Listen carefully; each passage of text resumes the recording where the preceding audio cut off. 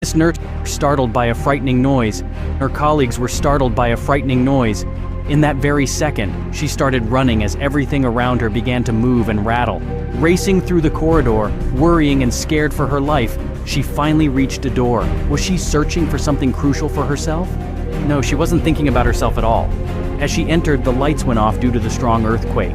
She emerged with a child in her hands who just had an operation and couldn't walk, then opened the next door and guided everyone out of the room. When the earthquake hit, her first thought was to save as many children as she could, putting her own safety at risk.